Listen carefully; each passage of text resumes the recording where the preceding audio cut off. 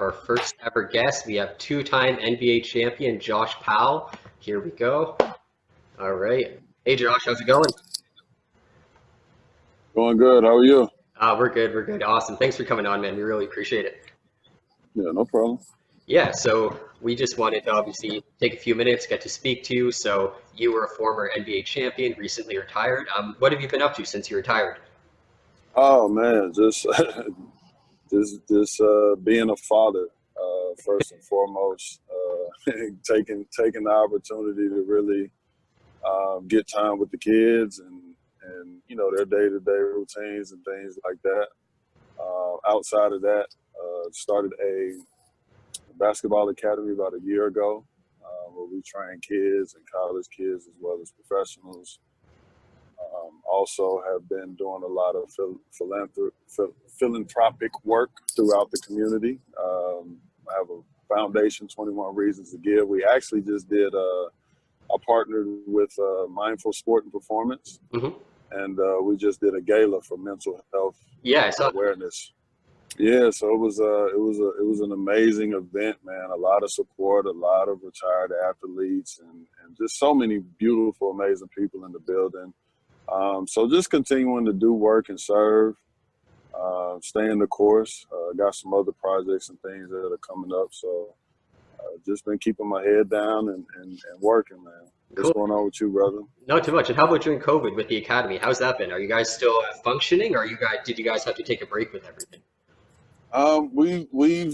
We had like a small break, but it wasn't too crazy. But it's really just been low numbers on training sessions and things like that, and just making sure that the parents feel comfortable, keeping the kids safe and doing stuff like that. So it's actually been, it's been really good. You know what I mean? Just considering, obviously most businesses operating at 30, 40%. So just making the best of it, pretty much. Definitely. You gotta, and I'm so jealous of your life over the last 2 decades as well. Just the fact that you've been able to keep in the sport, keep moving around, and be on the top of the sport. Like I say, just someone who can do what they love for that long of a time is something amazing to see. It's really been a blessing, to be honest with you, and I'm very grateful and fortunate. Like as you mentioned, like just doing something that you love doing, and the fact that I've been able to travel all over the world and learn different cultures and different traditions and things like that. And it's definitely been a blessing. And my kids have been able to see different parts of the world. So yeah, I'm grateful. It's funny that you that you say that, and also to be healthy doing it. I've gone on almost 20 years, well, 18 to be specific, but almost 20 years of playing pro ball professionally, and I'm grateful. It's been a great career for me. And so my partner over there, he's actually been to Korea, and I believe you played ball in Korea there too. What was your experiences over there? Yes. Yeah, did you like it there? Ooh, boy, that's the I've done the most work out of probably any other place I've been to, man. Well, we were we probably 4 times a day before we went in the rest of we would play full games, and they would break out of practice after the game. Like, man, yo, like I'm what? not surprised though. It's That's it's it's the way it a, is. it's a good experience, but at the same time, it's a beautiful culture. I met a lot of really amazing people there. They have beautiful cities there, restaurants, just the history, things to do. I went to museums, just experienced, time. I can't complain as far as that stuff goes. Awesome. And in terms of all the different leagues, I guess you played for, we were curious as Hmm. to where is the, I guess, highest competition level outside the NBA? Would it be the Euroleague, just undoubtedly, or is there somewhere else that actually might have a bit higher of a talent level, you think? From after the end point, there's nothing that compares to EuroLeague. Australia's basketball was a good league. It's a fun league. A lot of jerseys, you know what I'm saying? Like as far as that goes, I mean, a lot of the leagues are still very competitive, you know. And I had fun. Like I love playing in Puerto Rico. That was one of my favorite spots to play in. Especially when you talk about the culture and things like that.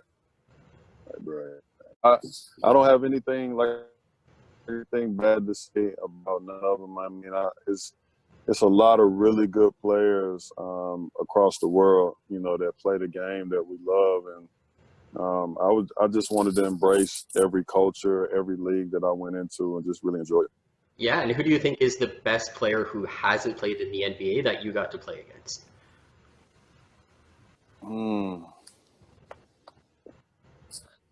It's kind of tough to. It's kind of tough. That's a tough one because it's like I would have to think really hard because you got to remember it.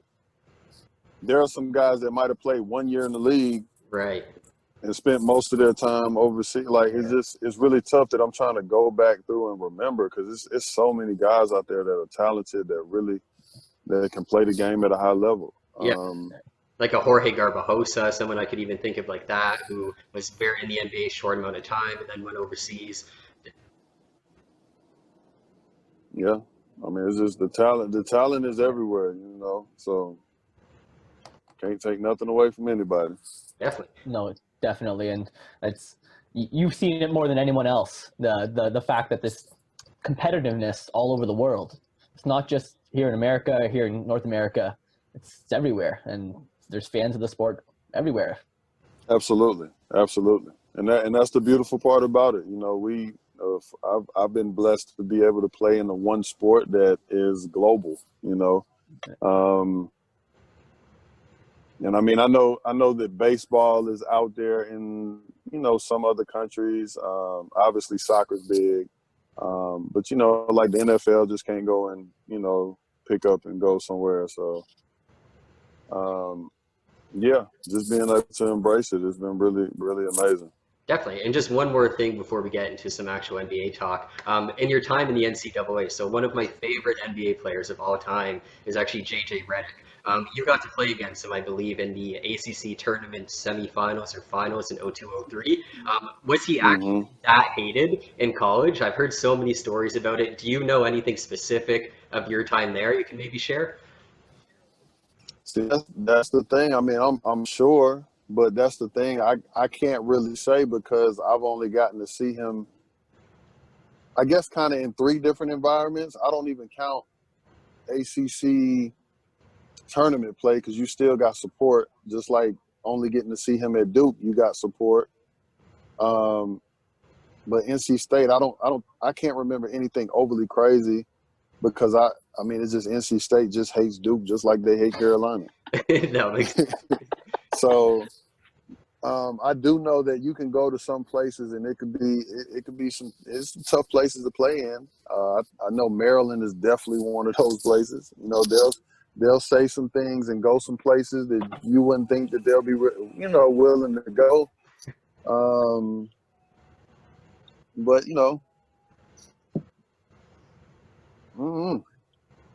But I mean, he's a hell of a ball player, obviously. So, just I guess that's just what it is. I don't want to say it comes with the territory because obviously, the disrespect, and I think people still fail to realize we're still kids at the end of the day. So from that standpoint, you don't wish certain things on people, but you just try to do what you can. Absolutely. Talking about that rivalries that you seen back in college, I know that whenever you were playing in that year in the Euroleague, playing for that Greek team, Olympiacos, right. I've heard about the rivalry in between the 2 Greek cities, and in not just basketball and soccer as well. And I know that you were part of a pretty big game down there. Is there any kind of rivalries that you see around like the NBA that would rival what they had out there? I know the fans get pretty intense. Let me tell you this. And somebody was talking crazy to me because I did an interview with somebody else and they asked me like the craziest environment or something like that that I've ever been in or been a part, whatever. It's the rowdiest situation. And I was like, no disrespect to the NBA, you know what I mean? Like I've been in some great environments, but nothing compares to Europe and Euroleague. Like it's not even close. You got people shooting bombs and flare guns in the stands. You got no seating type arrangement. They're not gonna have a fire marshal come and shut them down because they got people in the middle of, like, that's not happening. People be having their shirts off, beating drums, like it's intense, man. They throwing quarters. Shoot, they might try to stab you running out underneath the tunnel. Oh my God. Like I've been a part of brawls. Like that's not happening in the NBA. That's what I'm saying.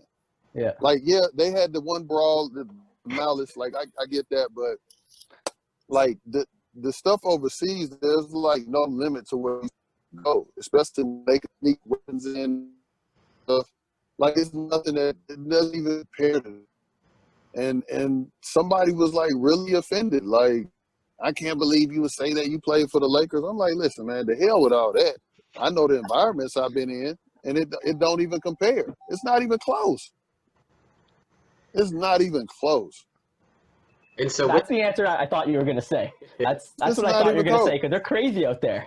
It's crazy. And you can go to the footage.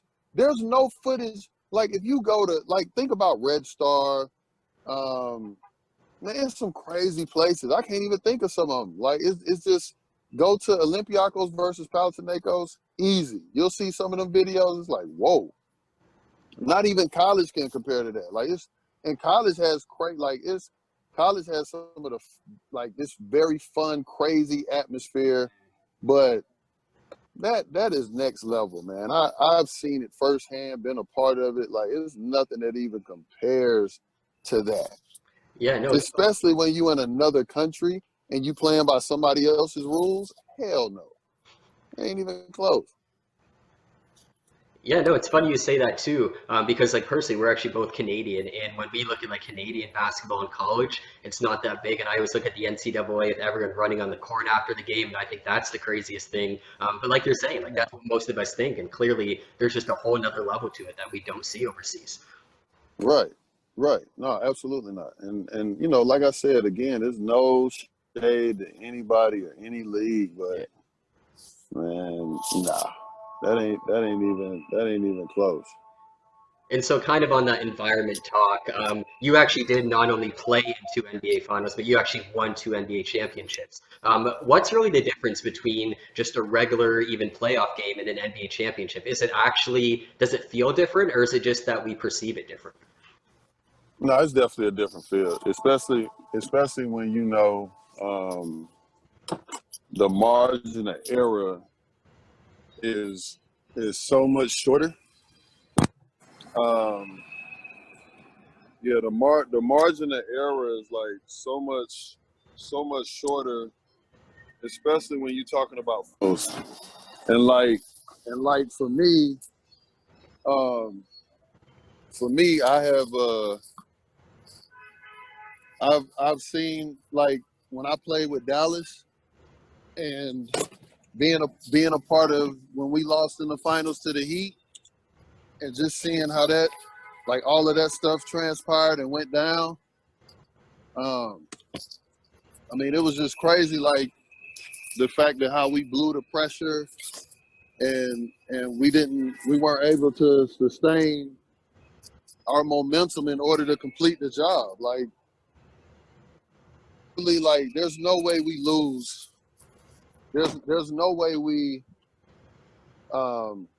lose to that team. Like, regardless of anything, we were the better team, and we're up 2-0, won both games by 15 plus, and then to go from that to being up 15 with 3 minutes and something to go, and to just tank like that.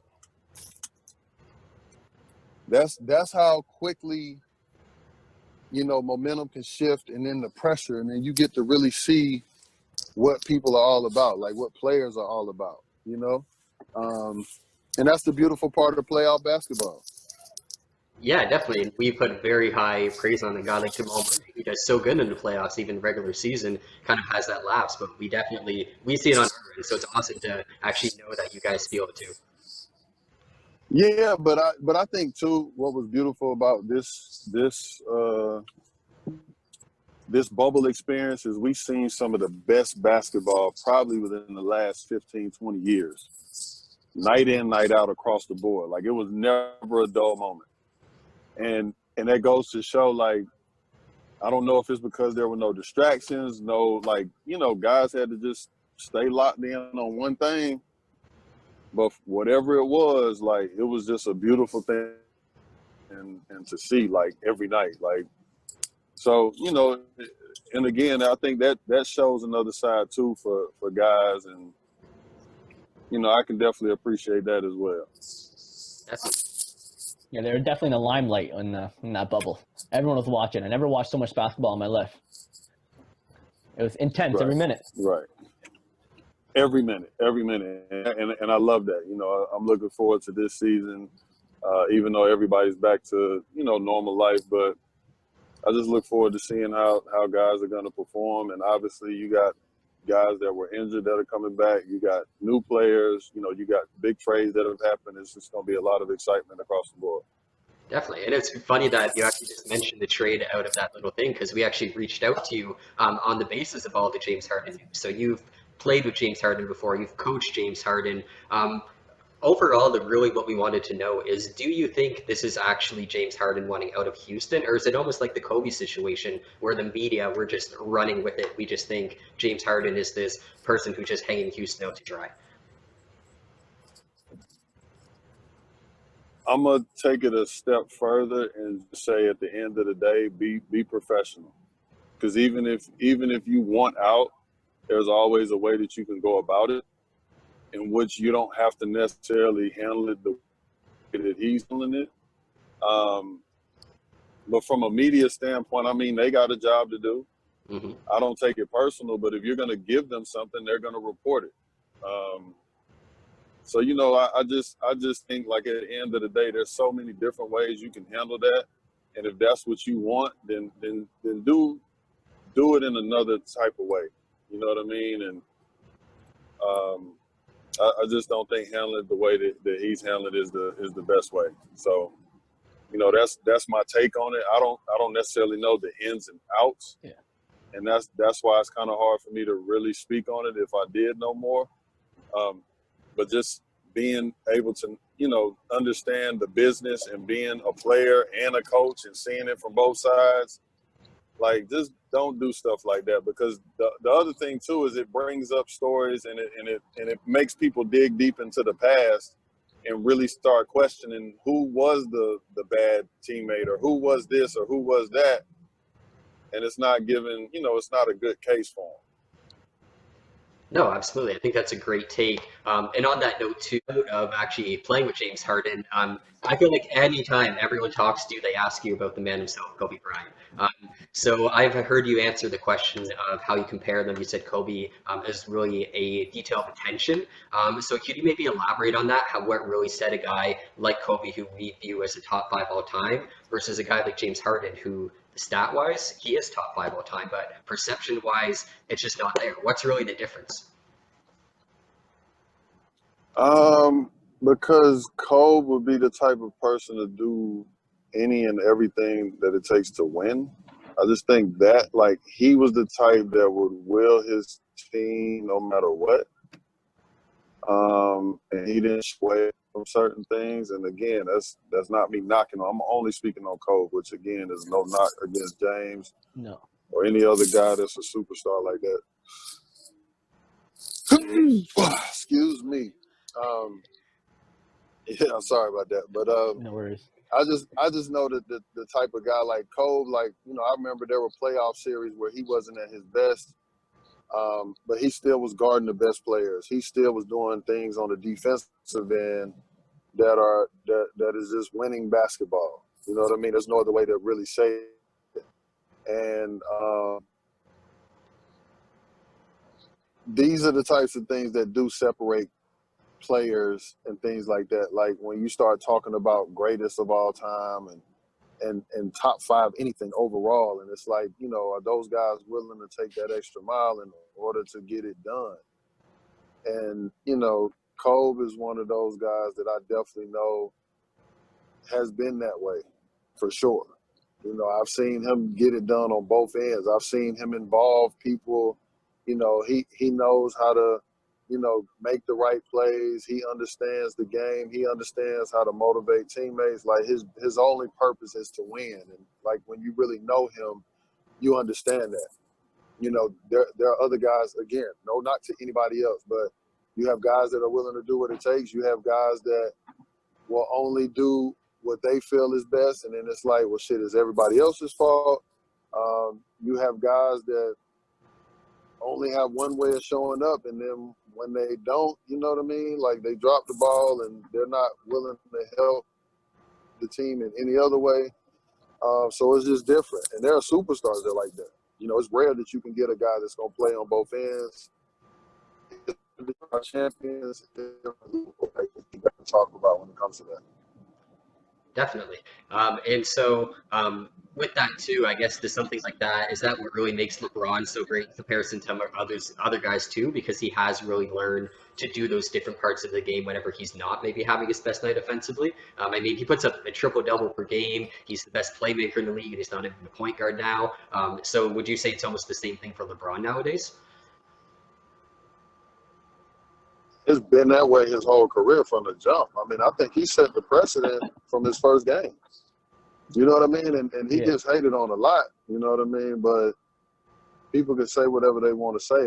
That knows how to get it done. Like, you figure if you challenge him or push him or say he can or can't or whatever, he's going to take that and run with it. So, you know, people can talk and say whatever. That man's been to 10-plus NBA finals, regardless if he's only won 4 out of that.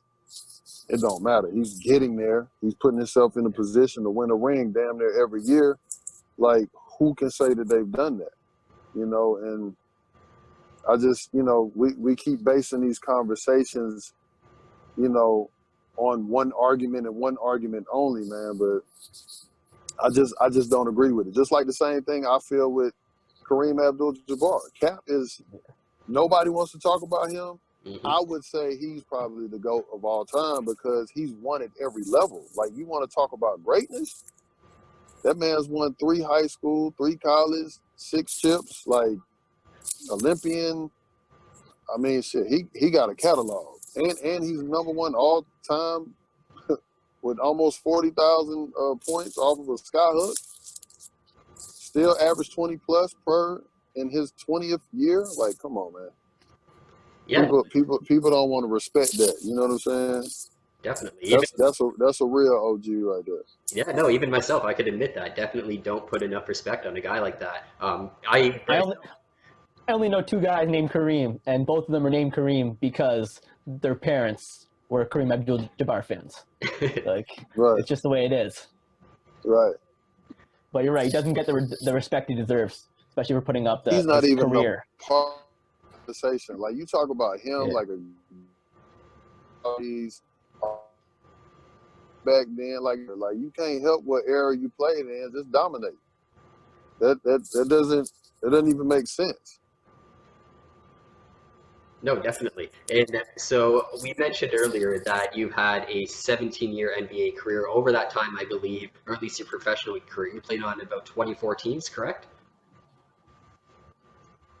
So I've lost count, but it's probably up there. So we were curious. So what is a professional tryout like? Like, is it actually like an agent who reaches out to you and you like show up to the court? Is it more something that's like less formal, I guess, where it's like more open and guys around the area actually go try out for a team? How does an NBA or professional tryout typically actually work? No, you got to have an agent, and then that's who gets you into camp. So you sign a contract. You already, like the guys that go to camp, they sign contracts.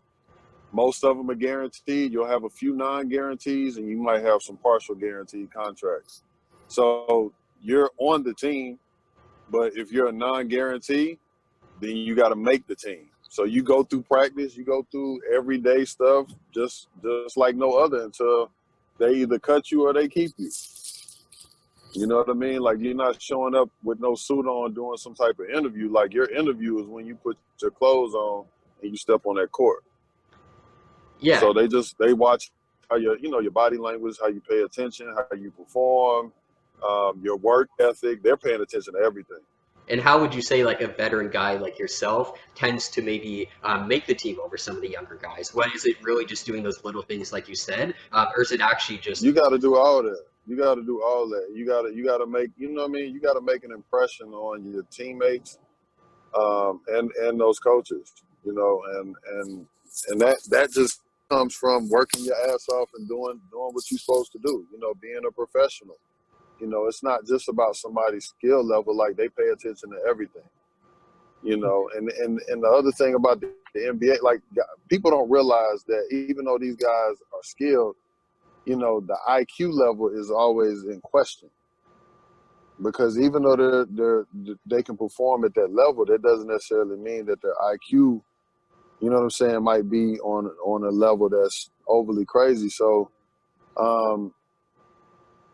coaches as well as the player, I mean, they pay attention to that. Like, when you have to keep telling a guy the same thing over and over again, or, you know, you can't teach somebody how to make the right plays or do the right thing. So it's just one of those things, like, some people got it and some people don't. And again, that's no disrespect to anybody. That's no knock or anything. It's just a known fact that some people, that there are players at that level that just have a different understanding of the game. For sure. No, it's you can see it sometimes when a player makes those little mistakes, that you see a more veteran IQ guy out there and doesn't do those little mistakes. With that being said, I know that you're undrafted, and I know nowadays we're seeing more and more undrafted players make a large impact on their teams. Do you find that undrafted players getting a little more respect, whereas when you were undrafted you really had to earn it, or do you find that I think it's the opportunity. I think it's the opportunity, but I also think too that nowadays these teams are looking for that diamond in the rough. So they're a little bit more open. The way the game is, like I said, everything has changed. You know, I was just having a conversation with some of the veteran guys, because we still play ball every day often here in Atlanta. And, I mean, when you watch guys getting 20 and 20 minutes, 27 and 25 minutes, like I think that's amazing. Like, I'm not here to take nothing from that, but I'm like, damn, where's the defense at? Like, when I came in, it was like nobody coming in finna get no 20 and 20 minutes. Like, that's superstar shit. Now everybody's doing that. You know what I'm saying? Like, that's unheard of. Like, and I don't understand that. You know what I'm saying? Like, when I'm watching guys just getting easy buckets, you're not able to see like the beauty of teams really locking people up or shutting people down. You know, you'll see the one-on-one efforts. And then when you do see a team that locks people up and they're playing defense, like, we don't necessarily highlight that as much, but it's definitely a beautiful thing to watch. And yeah, I mean, we made a top 25 position list for all the players, and we had Trae Young, I guess, a lot lower than a lot of people think on the basis of defense. Do you think if the Atlanta Hawks team really makes stride in the defensive department, that we'll see them in the playoffs this year? I think we're gonna see them in the playoffs regardless. Either way. Yeah. I just think that, I mean, you got a guy like Trae Young, John Collins, you know, Clint Capella's back, he's healthy. You got I don't even know how to say his name, that they just picked up from I don't want to murder anybody's name. Don't worry. But I mean, they have a good, like, so that's a strong core, and then you have, you know, a good group of young guys.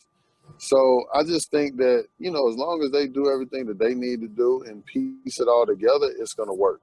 I really do, you know, and I think it'll be, you know, plus being here in Atlanta, being from here, it'd be good for the city to just have something, because the Falcons, well, I tell you, they've sucked the wind out of the city. I'll tell you that. Well, the Braves are close too. They have a very good team, but yeah, right. And that sucked the wind out of the city too. There you go. I wasn't gonna bring them up, but since we must speak on them, since y'all, it's okay. But Since we're kind of on that note of Atlanta too, who's your favorite Southern rapper? I mean, guys like Ludacris, Lil Wayne, Andre 3000, Big Boy. Who's your Ooh. go-to? I say this, Lil Wayne is my GOAT, but I'm definitely going to give it up for Jeezy, Luda, 3 Stacks, Yeah. matter of fact, Outkast in general, Goody Mob, Pastor Troy, Lil Baby, Young Thug, Migos. I mean, you know, the FPL now. So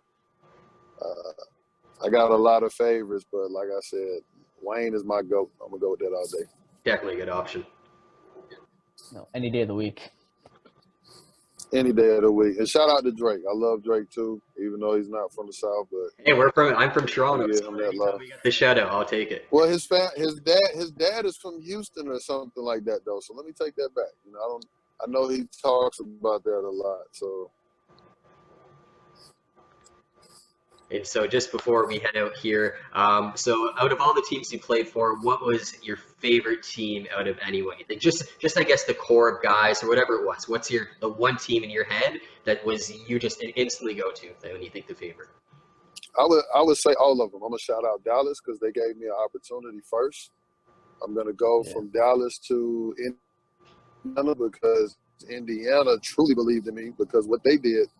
I mean, that's unheard of. They cut a lottery pick to keep me because of how I was working. I'm grateful for Golden State, you know, being a part of the We Believe team. Yeah. I'm grateful for the Clippers because I was able to showcase my talents more because the playing opportunity was a lot larger. I'm grateful for the Lakers, obviously, hands down, being a part of history for the rest of my life and thereon, like just for legacy purposes and then being able to play alongside greatness, you know, rest in peace to Kobe.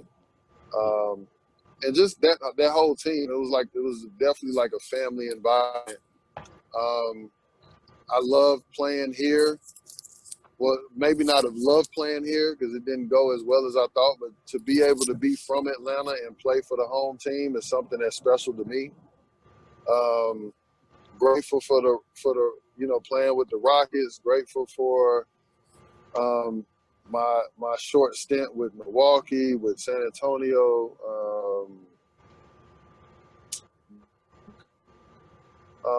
I'm just grateful for it all, and then you know, going overseas and in each country, like I can't really pick one over, like, even though there are some obvious ones that, you know, for different reasons, but for me, I'm really blessed. Like what I come from, how I grew up, and the things that I've had to overcome, I'm just very thankful to be able to play almost 20 years professional, healthy, and do something that I love to do. And the doors that's open too. Absolutely. And I wanted to really show one of your highlights. I don't think we can because of copyright, but I'm not sure if you remember it. You had a nasty chase down block on Avery Bradley, and after you blocked him, you kind of gave him a bump. He fell. You gave him just this deadly stare down where it looked like you just destroyed him. Do you remember that play? And if so, did you ever apologize to Avery Bradley, or is it just in the name of the game? It's whatever. I didn't apologize, but the clip looks bad. Honestly, like I was just trying to get back so fast that when I jumped, I kind of blocked it to the side. So when I landed, I didn't mean to bump him. So when I bumped him, then I was like, oh shit. So that's when I turned around and looked. He was all up against the backboard, so it just looked crazy. But that wasn't my intention at all. So just a moment in time.